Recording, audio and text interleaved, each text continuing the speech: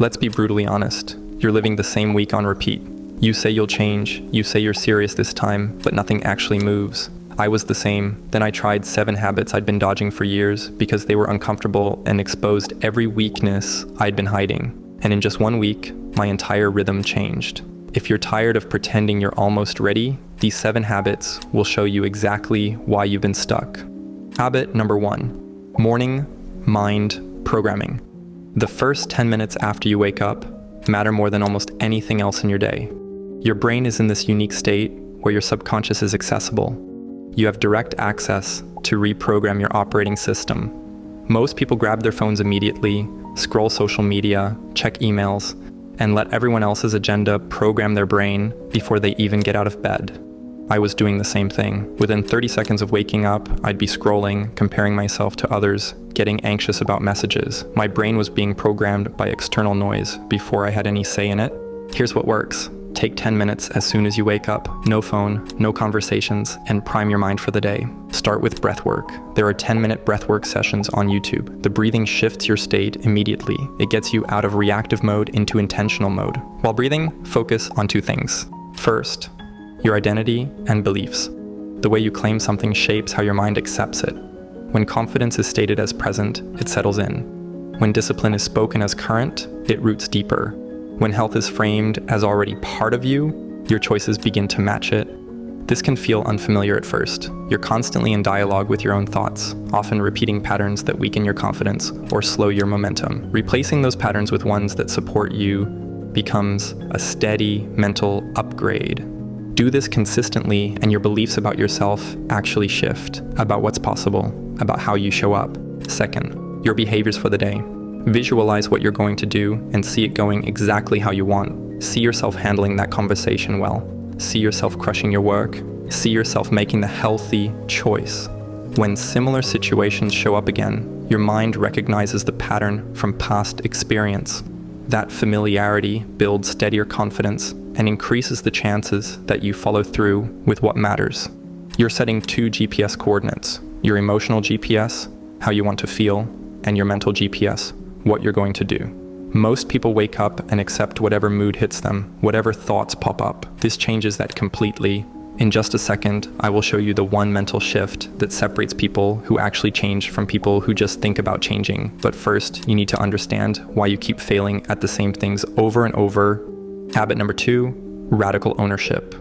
My friend, this habit changed everything. When I was about 20, I was working on my first real business project with a mentor. I showed up terribly, late to calls, didn't finish assignments, made excuses constantly. I blamed my circumstances, not enough time, not enough resources, other commitments, bad timing, all the classics. A mentor once challenged me with a simple idea. When a company grows and everyone wins, the weight rests on the founder. When that same company collapses and people lose, the weight still rests on the founder. He pushed the idea further. Reaching a life filled with love, happiness, strong connections, and a sense of peace still comes back to personal responsibility. Ending up unfulfilled, carrying regret, or falling short of your potential carries the same weight of responsibility on your own choices. He told me I wasn't treating my life like something I actively lead. I was letting circumstances take the driver's seat and waiting for the ideal moment that never comes. Every outcome, both the progress and the setbacks, traces back to how I choose to show up. That moment changed everything. The focus moved away from feeling targeted by circumstances and toward choosing a response that actually pushes life forward. When you're playing victim, your brain scans for evidence that the world is against you, that you can't catch a break, that it's everyone else's fault. When you take radical ownership, your brain scans for solutions instead. It looks for what you can control. Here's the thing. There's very little you can control in life. You can't control the economy, other people's opinions, your past, random events, but you can control your effort, your attitude, your choices, your responses, your daily actions. I made a choice that day to take full ownership of my life. When something turns out well, that comes from me. When something turns out poorly, that comes from me too. Excuses stopped making sense, whether it's traffic, the way I grew up, limited resources, or unlucky timing. This doesn't mean you caused everything that happens to you. Bad things happen that aren't your fault, but you're responsible for what you do next. That's where your power lives. Habit number 3, the do it now rule. Here's something that will make you realize how much mental weight you're carrying around. If something takes less than 5 minutes, handle it right then. No bargaining with yourself about doing it later. Just finish it.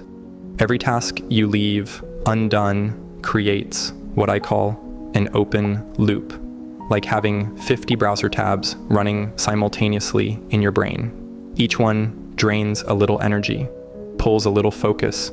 If your mind feels cluttered or you're constantly overwhelmed, you probably have dozens of these loops competing for attention without realizing it. I used to postpone everything. 3-minute email response? I'd tell myself I'd handle it later. Then that single email would follow me everywhere, popping into my head during lunch, at the gym, when I'm trying to fall asleep. One tiny task occupying premium mental real estate for an entire day. In practice, ownership shows in small actions. A 3-minute email gets answered immediately, closing the loop. A dish left after a meal gets washed right away. Messages, schedules, or small tasks get handled as they appear. Items on the floor don't get ignored, they're put away without delay. Each small act reinforces a habit of taking responsibility.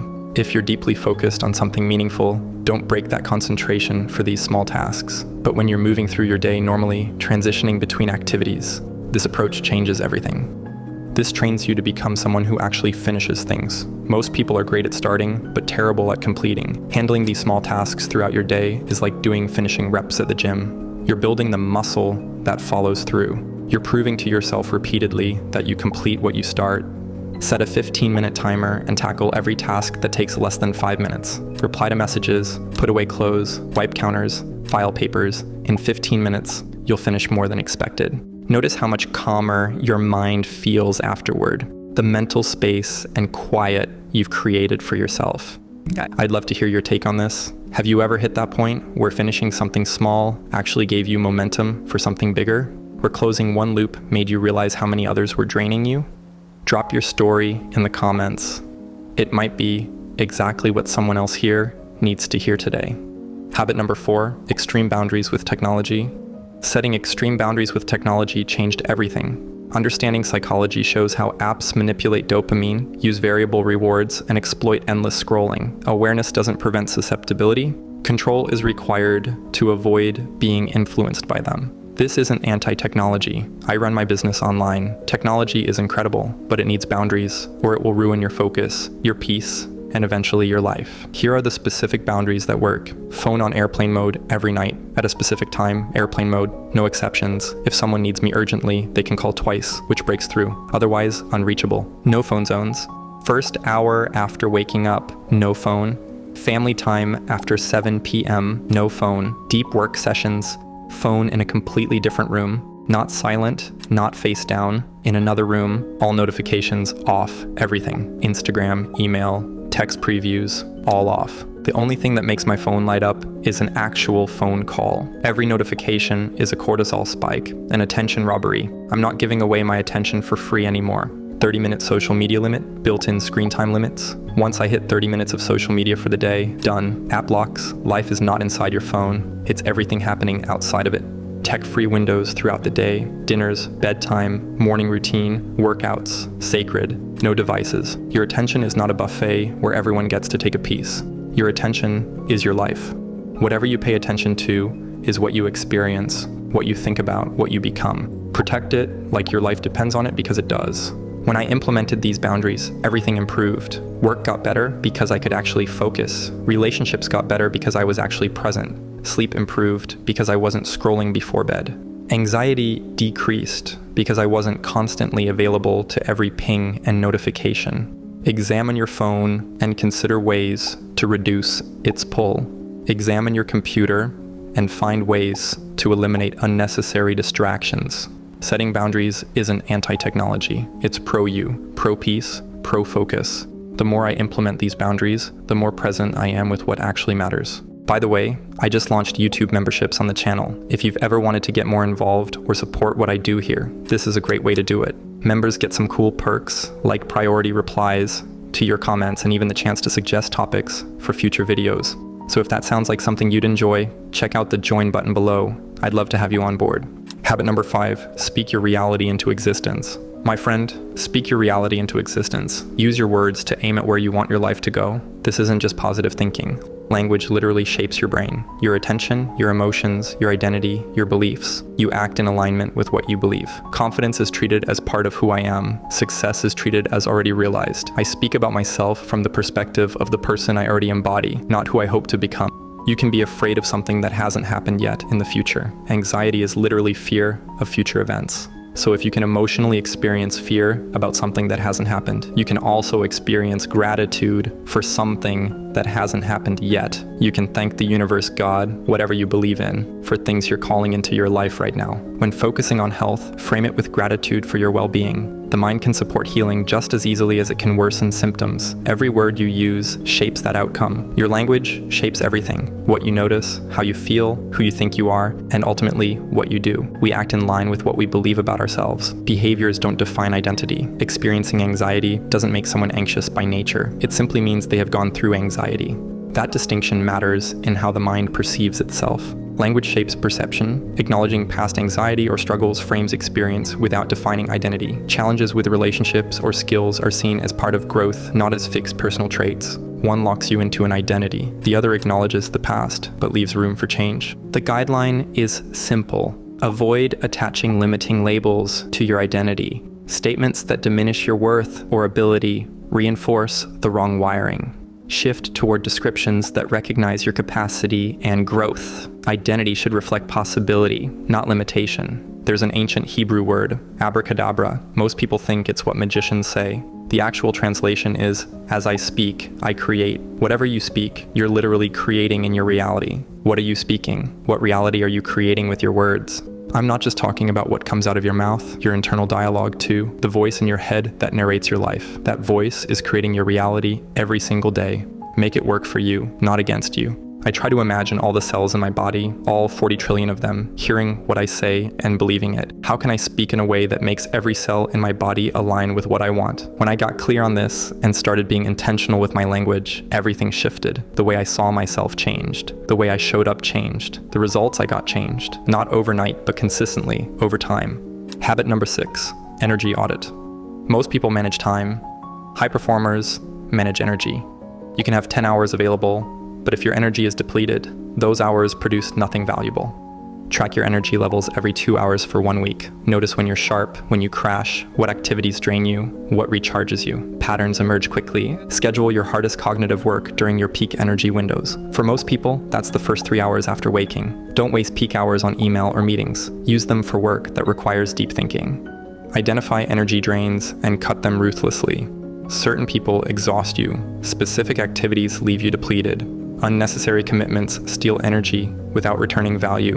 Eliminate or minimize them. Build energy rituals throughout your day. 10-minute walks between tasks, hydration checkpoints, protein-heavy meals that stabilize blood sugar, 20-minute power naps if needed. Your calendar should reflect energy management, not just time management. Protect high-energy windows. Batch low-energy tasks together. Recovery isn't lazy, it's strategic. When you manage energy instead of just time, you show up better everywhere. Work improves, relationships improve, your capacity expands because you're operating from fullness, not depletion. This last principle is the one that determines whether these habits last a week or become permanent. It's about removing the need for willpower entirely, which sounds impossible until you understand how behavior actually works. Habit number 7, friction design. Humans follow the path of least resistance. Design your environment so good habits are easy and bad habits are hard. Want to read more? Put books on your pillow. Want to exercise? Sleep in your workout clothes. Want to eat better? Prep meals. Sunday night and put them in clear containers at eye level in your fridge. Now reverse it for bad habits. Want to stop mindless scrolling? Delete social apps and only access them through your browser. Want to stop snacking? Don't buy junk food. Can't eat what isn't there. Every behavior has friction points. Add friction to behaviors you want to stop. Remove friction from behaviors you want to start. Your willpower is limited. It depletes throughout the day. Friction design removes the need for willpower. You're not resisting temptation. You've eliminated the option entirely. Examine your environment right now. What's the easiest thing to do? If it's grab your phone, scroll, or eat junk, your environment is working against you. Redesign it. Make the right choice the obvious choice. Make the wrong choice require effort. Your environment shapes your behavior more than your intentions ever will. Change the environment, change your life. My friend, change fails because people attack symptoms instead of systems. You're frustrated with your weight, so you force yourself to eat less. You're anxious about money, so you work longer hours. You're unhappy in relationships, so you try harder to please people. None of this works long-term because you're treating outputs, not inputs.